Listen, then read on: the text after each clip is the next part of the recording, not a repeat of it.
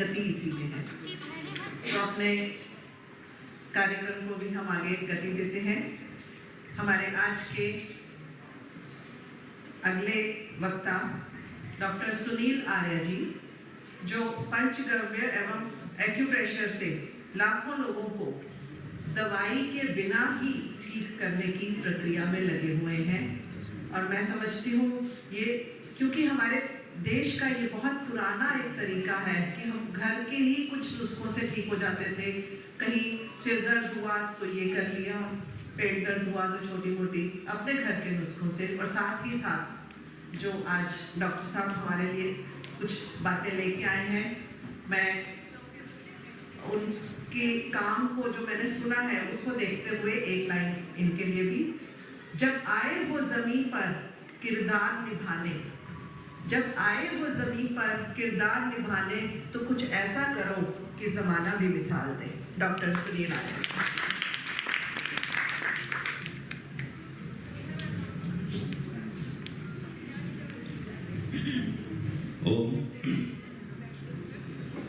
आइए सबसे पहले मिलकर के हम एक बार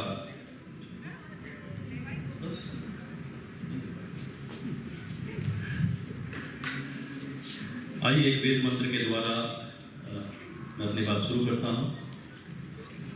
ओम तचक्षुर्देव हितं पुरुस्तात् शुक्रमुच्चरत् पश्येम शरदः शतं जीवेम शरदः शतं शृणुयाम शरदः शतं प्रब्रवाम शरदः शतं अदीनः श्याम शरदः शतं भूयश्च शरदः शता। हे परमपिता परमेश्वर, हम सब अच्छी प्रकार से देखते हुए, अच्छी प्रकार से बोलते हुए, अच्छी प्रकार से कार्य करते हुए 100 वर्षों तक जीवें। और यदि आयु 100 वर्ष से भी ज्यादा हो तो भी इसी प्रकार से अच्छी प्रकार बोलते हुए, अच्छी प्रकार सुनते हुए, अच्छी प्रकार से कार्य करते हुए हमारी आयु 100 वर्षों से भी ज्यादा हो।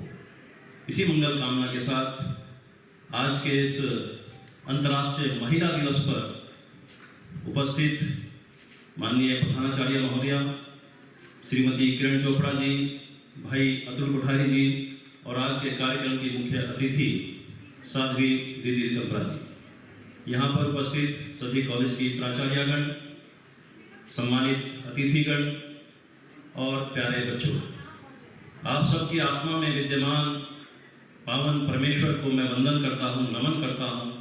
आप सबके चरणों में नमन करता हूँ। यत्र नार्यस्तु पूज्यन्ते रमन्ते तत्र देवता।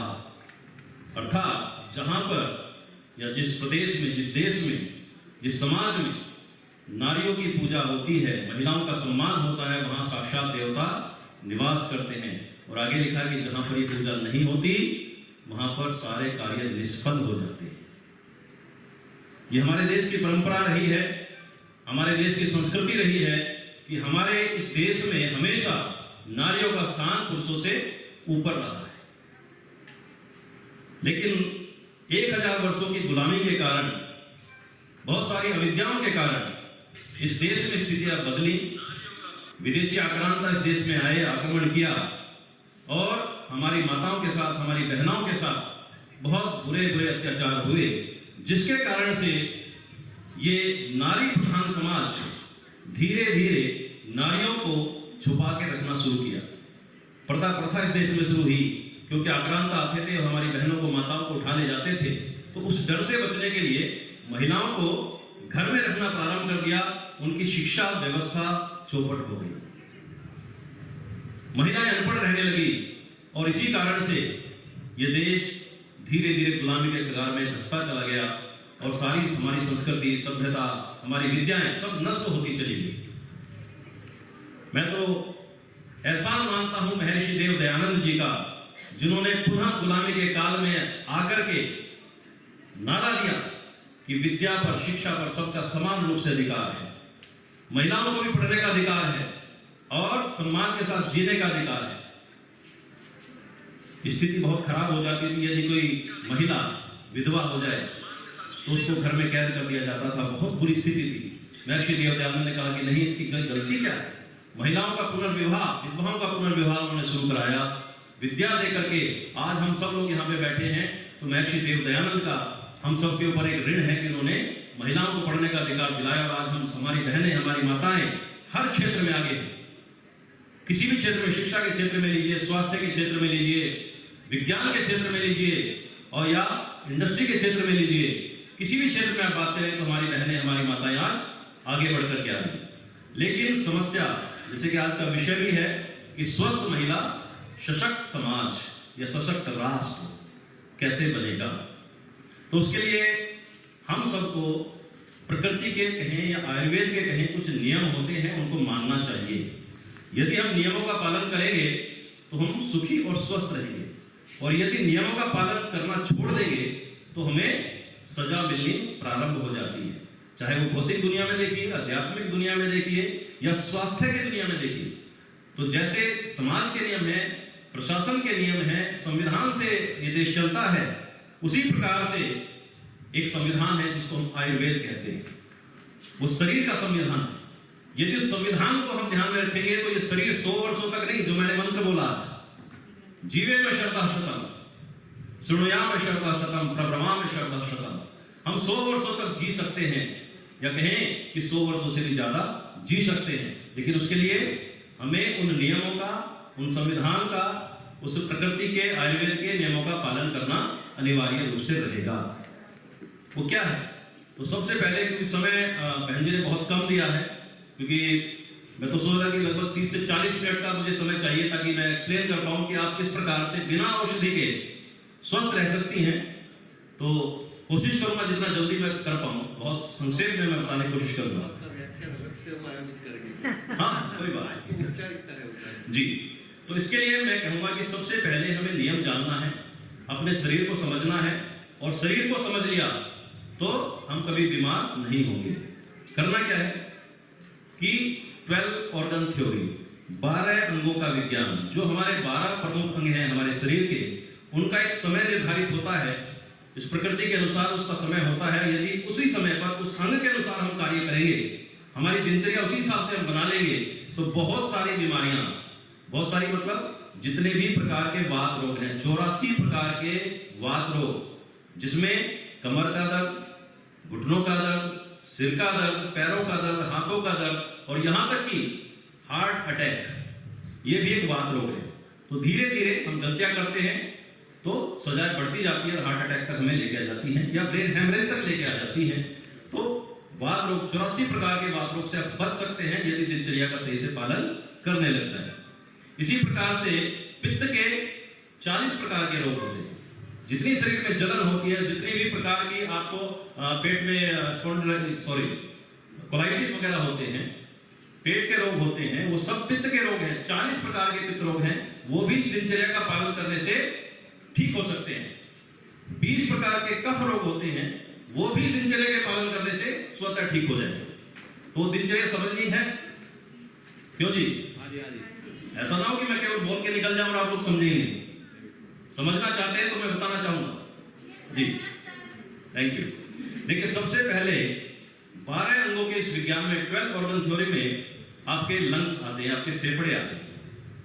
आपके फेफड़े आपके लिए ऑक्सीजन की पूर्ति करते हैं, और जितनी भी दूषित गैसें हैं, कार्बन डाइऑक्साइड है या दूसरी जहरीली गैसें जो शरीर में बनती हैं, उन सबको शरीर से बाहर निकालते हैं। तो फेफड़े वैसे 24 घंटा काम करते हैं, लेकिन 2 घंटे, क्योंकि 12 अंग हैं, 24 घंटे हैं हमारे पास, तो हर घंटे हर अंग का 2 घंटे का विशेष समय होता है। यदि उस विशेष समय का हमने ध्यान रखना शुरू कर दिया तो वो अंग हमारा मजबूत होना शुरू हो जाएगा, और उस अंग से संबंधित कोई भी रोग, चाहे वो अस्थमा हो, चाहे वो खांसी हो, कफ हो, सर्दी हो, जुकाम हो, ये सारी बीमारियां बिना औषधों के आप ठीक कर पाएंगे। तो उस अंग का समय है प्रातः 3 बजे से लेकर के 5 बजे तक। अब इस सभागार में उपस्थित मैं सभी लोगों से पूछना चाहता हूं कि 3 से 5 के बीच में जो उठते हैं एक बार हाथ उठा, जो सुबह 3 से 5 के बीच में उठ जाते हैं। 1 2 3 4 5 6 7 8 9 10 11 12। और बहन किरण जी भी, वाह जी वाह, एक बार तालियां हो जाए आप सबके लिए।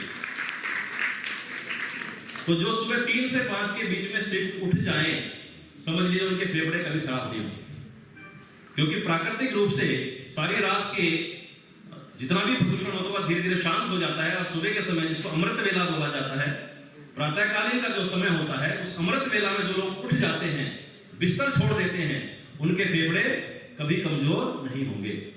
और उस समय दूसरा काम क्या करना है? उठते ही पहला काम आपको ऊषा पान करना है। ऊषा पान, ऊषा पान का मतलब समझ रहे हैं?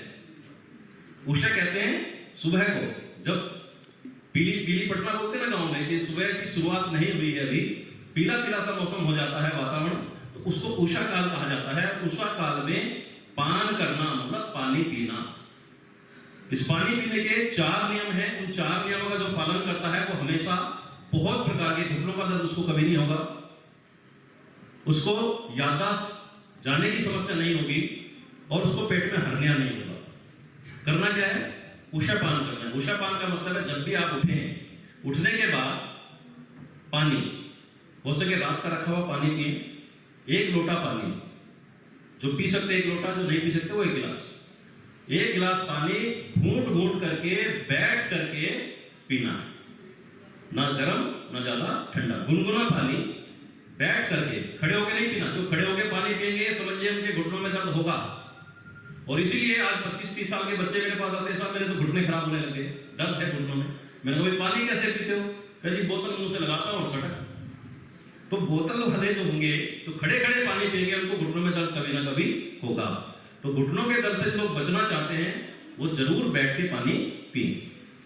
कभी भी ना तेज गर्म पानी हो और ना बहुत ज्यादा ठंडा पानी हो। अभी गर्मी आने वाली है, बहुत सारे लोग गलती करें, बच्चे खासतौर से गलती करते हैं, फ्रिज खोलते हैं, बोतल निकाली और फ्रिज के पास ही खड़े हो गए, गटागट ठीक है रख दी वापस।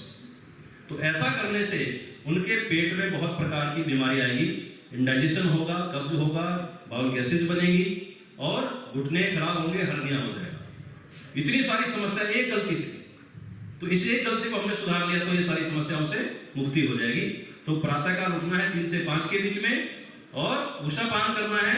देखिएगा बहुत सारी समस्या आपकी इसी से ठीक हो जाएगी। दूसरा अंग है हमारा बड़ी आंत, लार्ज इंटेस्टाइन, और उसका समय होता है प्रातः 5 से 7 बजे। बड़ी आंत का समय काम क्या होता है? बड़ी आंत का काम है जो आपने पहले दिन खाया उसको धीरे धीरे वो हमारी पाचन क्रिया से होता होता होता लास्ट में बड़ी आंत में, बाद में रेक्टम में आ जाता है, जिसको हम स्टूल कहते हैं, मल कहते हैं। तो उस मल को, यानी कि जो भोजन अपच रह गया, उसको शरीर से बाहर निकालने का काम बड़ी आंत का होता है। तो यदि आपने 3 से 5 के बीच में उठने का नियम बना लिया तो बड़ी आंत भी काम करेगी। ये बहुत लंबा विषय है, बहुत संक्षेप में मैं बता रहा हूँ, क्योंकि 5 प्रकार के प्राण, 5 प्रकार की वायु भी हमारे शरीर में होती है। वो अलग अलग समय पर वो वायु उसी अंग में आती है जिसका वो समय होता है। ये बहुत साइंटिफिक मामला है। तो अब समझिएगा कि जो लोग 5 से 7 के बीच में भी सोए पड़े हैं, उनके साथ क्या होने वाला है कि जो हमारे उदर में अपान वायु है वो क्या करेगी? वो बड़ी आंत में आ जाएगी। और यदि आप ऐसे खड़े हैं तो वायु दबाव करेगी और आपका मल इजीली बाहर हो जाएगा। लेकिन अगर आप ऐसे सोए पड़े हैं तो क्या होगा? वायु आंत में आ गई और आंत के अंदर जो मल भरा हुआ था उसको उसने एक काम करना शुरू कर दिया। गीता जी में एक श्लोक आता है ना, जीवात्मा के लिए, न शोष्यति मारुतः, मतलब जिसको वायु सुखा नहीं सकती। तो इसका वायु का गुण क्या हुआ कि वायु का गुण होता है सुखा देना। तो अगर आप उस समय लेटे हुए हैं तो वायु आपके बड़ी आंत के अंदर के मल को सुखा देगी।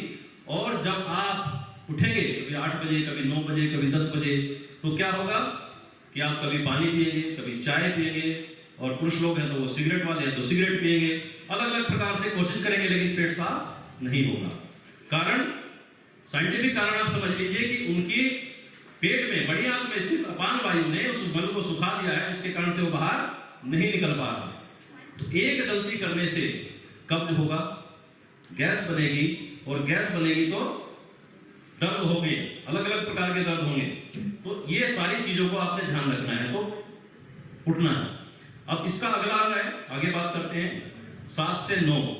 7 से 9 का समय आपके अमाशय का होता है। अमाशय का मतलब जिसमें भोजन करने के बाद जाता है। तो जो लोग समय पे उठेंगे वो अमाशय का भी ध्यान रखेंगे, यानी कि 7 से 9 में हमें नाश्ता, अल्पाहार, प्रातःरास करना है। बहुत लंबा विषय है इसलिए संक्षेप में बताता हूँ, ऑर्डर भी आ गया है। तो अल्पाहार हमें 7 से 9 के बीच में कर लेना चाहिए। जो करते रहेंगे वो स्वस्थ रहेंगे। उसके बाद 9 से 11 का समय होता है हमारे अग्नाशय का। अग्नाशय जिसको अंग्रेजी में पैंक्रियाज बोला जाता है। पैंक्रियाटिक जूस बनते हैं, एंजाइम्स बनते हैं जो आपके खाने को पचाते हैं। बाइल जूस बनते हैं लीवर में और पैंक्रियाटिक जूस बनता है पैंक्रियाज में। तो वो पैंक्रियाज यानी कि अग्नाशय आपकी अग्नि को बढ़ाएगा, जिसको आयुर्वेद में जठराग्नि बोला जाता है। उस जठराग्नि को वो बढ़ा देगा और आपने जो सुबह भोजन किया था वो अच्छी प्रकार से पाचन उसका शुरू हो जाएगा। यहाँ पे मैं एक बात और बताता चलूं जो बहुत लोग गलती करते हैं। भोजन के साथ पानी कभी नहीं पीना चाहिए। भोजनांते विषम वारी, भोजन के अंत में जो वारी यानी कि जल है वो विष के समान काम करता है। तो क्या करना है, 1.5 घंटा हमें इंतजार करना है। 90 मिनट के बाद ही हमें जल को पीना चाहिए और जरूर पीना चाहिए। वहां भी गलती ना करें, तो भूल ना जाए, 90 मिनट के बाद जरूर पीना ही पीना है। तो पैंक्रियाज हमारा काम करता है, उसको छोड़ दीजिए, उसको काम करने दीजिए और आप 1.5 घंटे के बाद जल पी लीजिए, तो आप बिल्कुल स्वस्थ रहेंगे। उसके बाद अगला समय आता है 11 से 1, बहुत महत्वपूर्ण समय है। ये समय होता है हमारे दिल का, हार्ट का। और जब दिल का समय होता है तो शरीर की जो एनर्जी है वो दिल को चाहिए होती है उसको रिपेयरिंग के लिए, उसकी हीलिंग के लिए। लेकिन क्या करते हैं हम, अधिकतर लोग 11 बजे से 1 के बीच में भोजन करते हैं, या तो बोले नाश्ता करते हैं। अब ऐसा करने से क्या होता है कि जो शरीर की एनर्जी थी वो आपके हार्ट से कट करके सप्लाई वहां की बंद हो जाती है, आमाशय में वापस पहुंच जाती है। क्योंकि कोई भी जो पहली प्रायोरिटी होती है शरीर की, जो आपने भोजन किया है उसको पचाया जाए, तो एनर्जी शिफ्ट हो जाती है और आपका धीरे धीरे हार्ट कमजोर होना शुरू हो जाता है।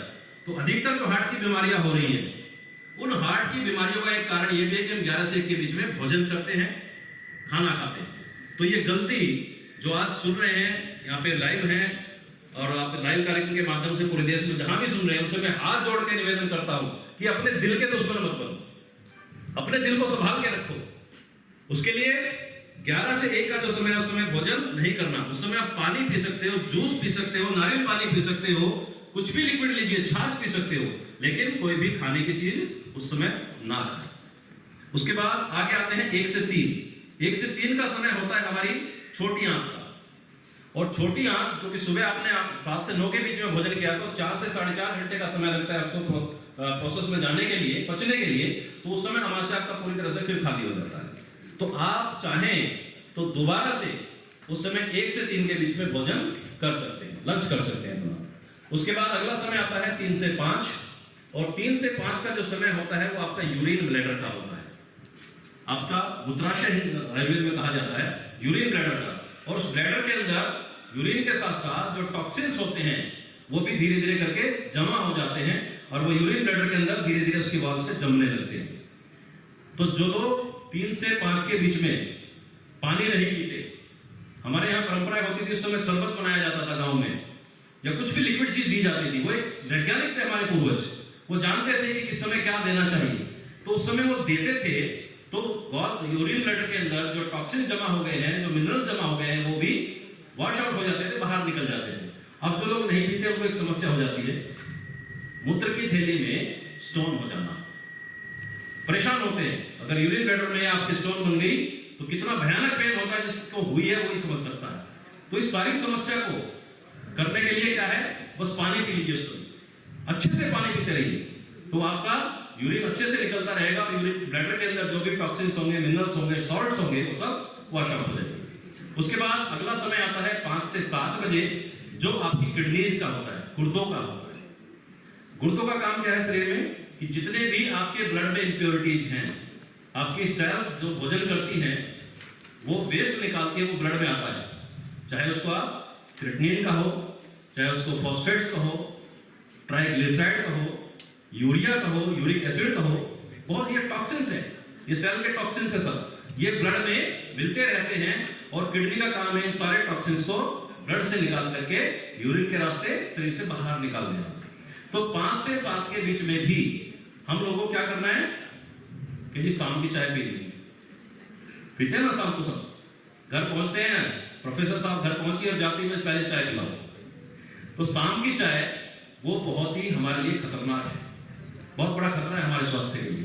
तो शाम की चाय को अवॉइड करना है। उस समय कोशिश करें आप नींबू पानी पी लीजिए, मौसम के अनुसार सादा पानी पी लीजिए, उसका लिक्विड आप पीते रहिए, किडनी को आप साफ करते रहिए, किडनी के अंदर जो गंदगी जम रही है उस गंदगी को हटाते रहिए, तो जितना पानी लिक्विड आप उस समय लेंगे वो किडनी आपकी स्वस्थ रहेगी।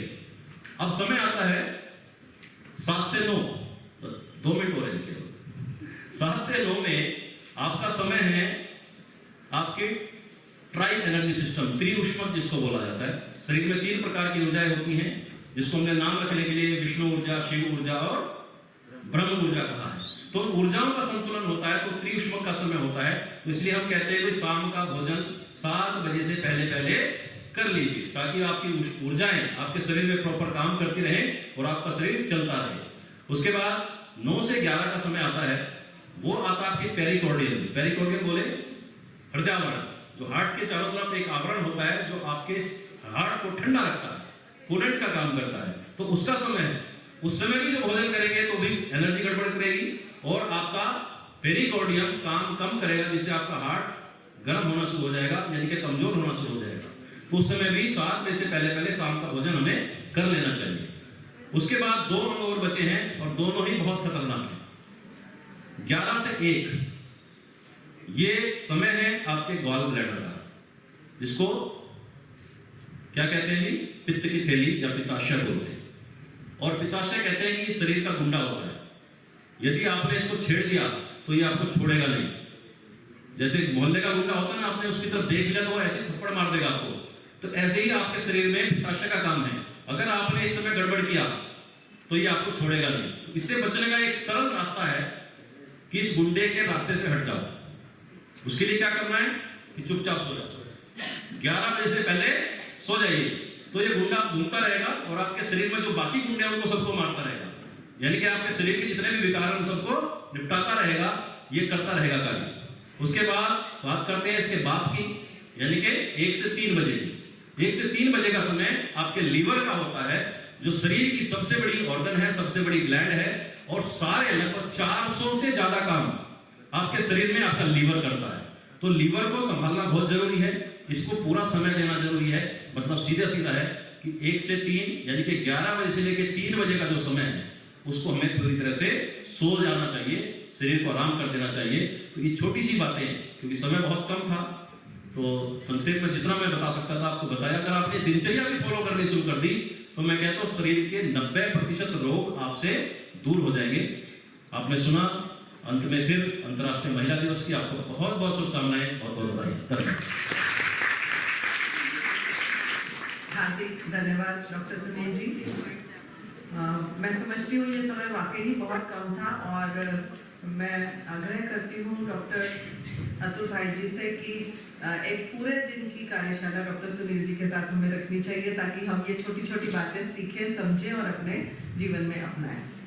हमारे बीच में हमारी आज की मुख्य वक्ता डॉक्टर तनुजा नेस्री जी उपस्थित हैं। हम कर्तव्य ध्वनि से उनका स्वागत करते हैं और उनके स्वागत के लिए मैं आमंत्रित करती हूँ डॉक्टर अनीता मल्होत्रा जी को, जो इस कॉलेज की उपप्रधानाचार्य हैं, और डॉक्टर शिवानी जो सफदरजंग अस्पताल में है और हमारी न्यास की कार्यकर्ता है। स्वागत कर रहे हैं डॉक्टर तनुजा नेस्री जी का, जो निदेशक हैं all India institute of Ayurveda नई दिल्ली में। बहुत बहुत स्वागत।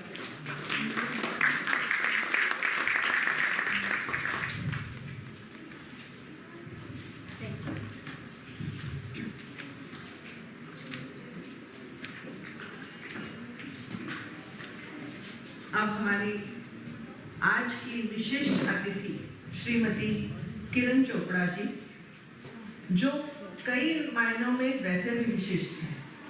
वो पंजाब केसरी की एडिटर तो हैं ही, साथ ही समाज सेवा के बहुत सारे प्रकल्प चलाते हुए वरिष्ठ नागरिकों के साथ